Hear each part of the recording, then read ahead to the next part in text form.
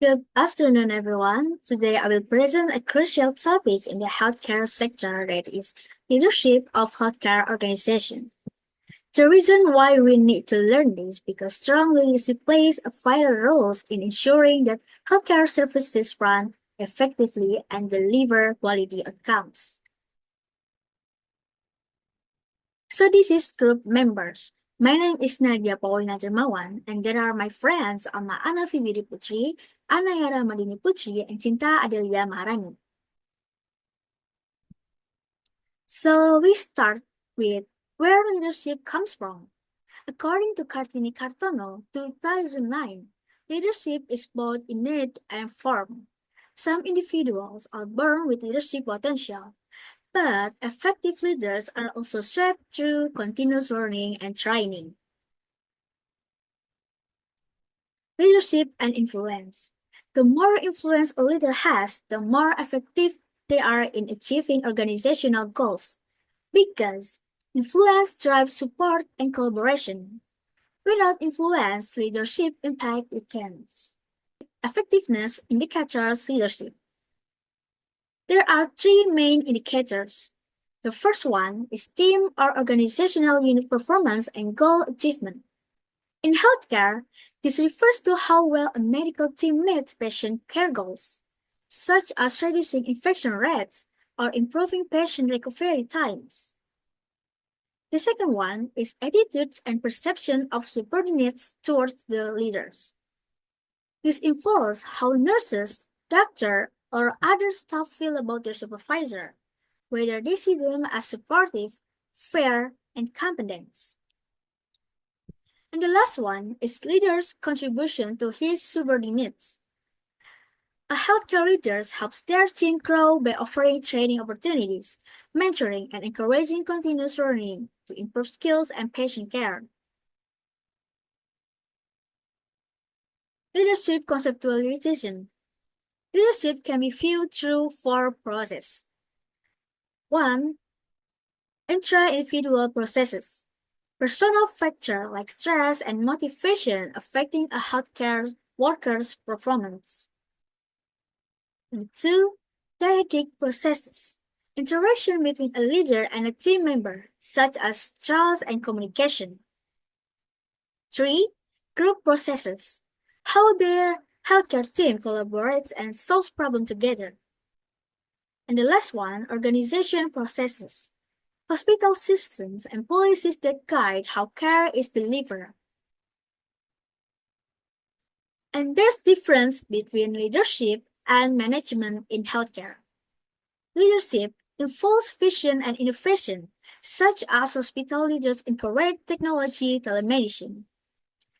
In the other hand, management focuses on structure and routine, like hospital manager arranging staff schedules to ensure continuous services. In conclusion, leadership in healthcare is not just about authority, it's about influence, impact, and inspiring others to work towards a common goals. Effective leaders can transform healthcare system and improve patient outcomes. So that's all from me. Thank you for all your attention.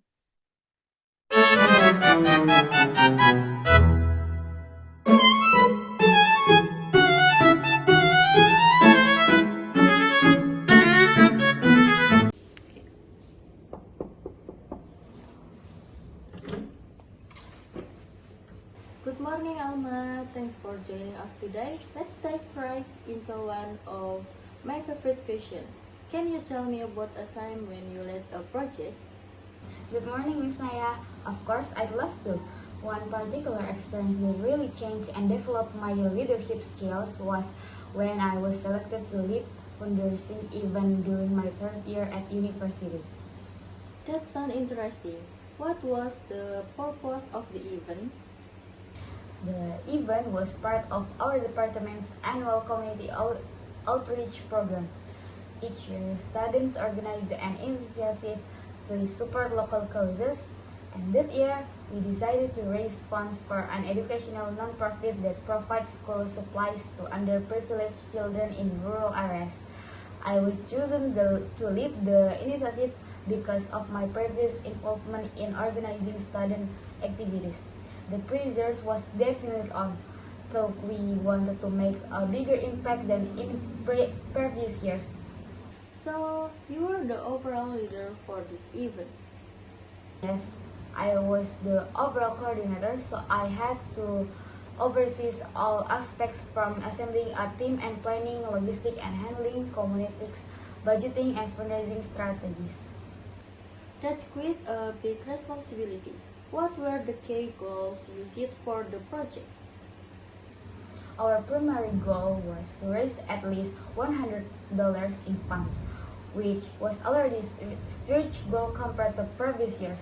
On top of that, we aim to increase community participation by at least 30%, make the event more engaging with interactive booths and get sponsorship from local business to minimize cost.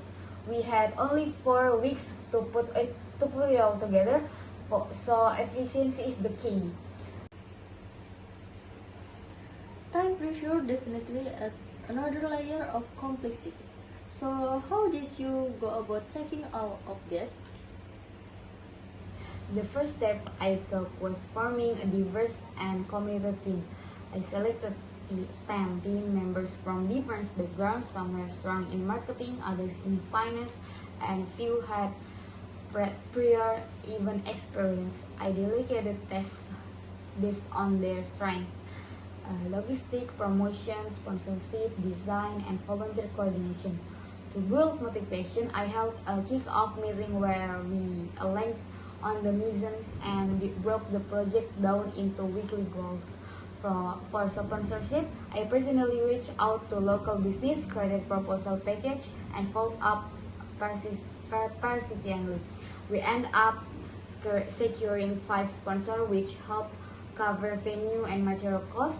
I also lead our digital promotion strategy.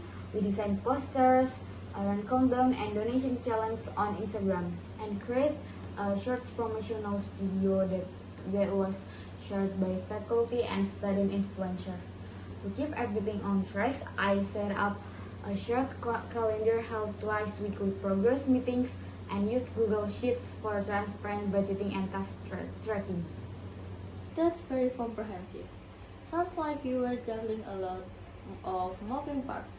How did you manage team dynamics and communication throughout? This was definitely one of the trickiest but most rewarding parts.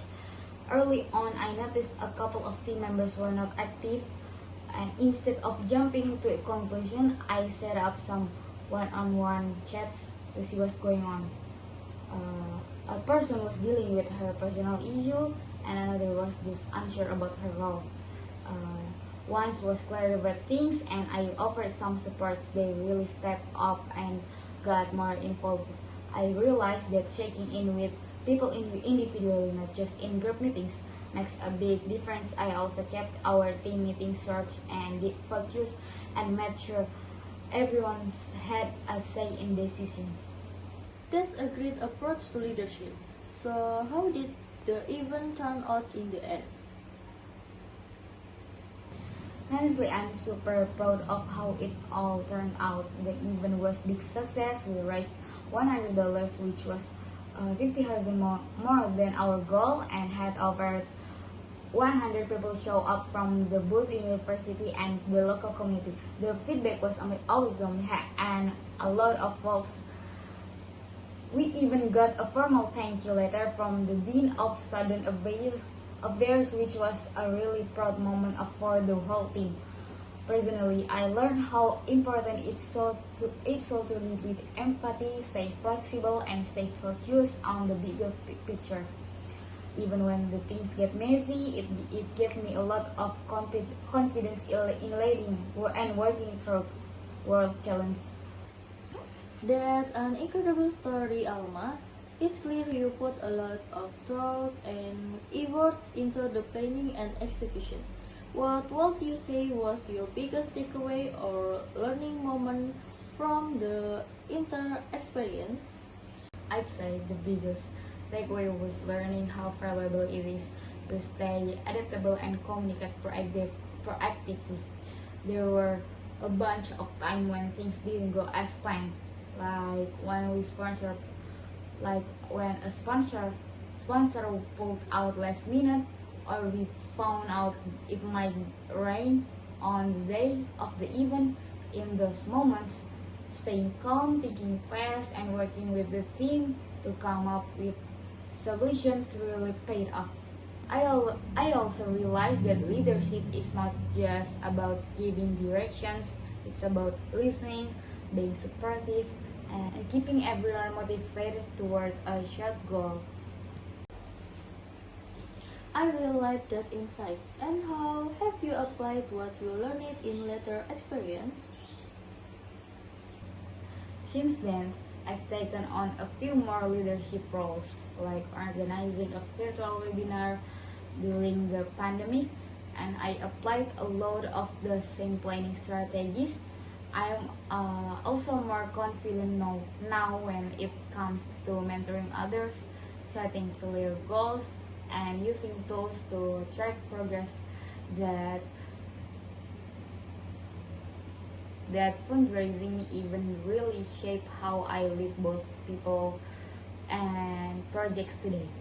It's wonderful to hear. Thank you for sharing such a thoughtful and detailed story. It gave me a great sense of your leadership style and problem solving skills. Thanks, Miss Naya. It was actually really nice to reflect on that experience. It reminded me how much I love leading meaningful projects and working with passionate learners.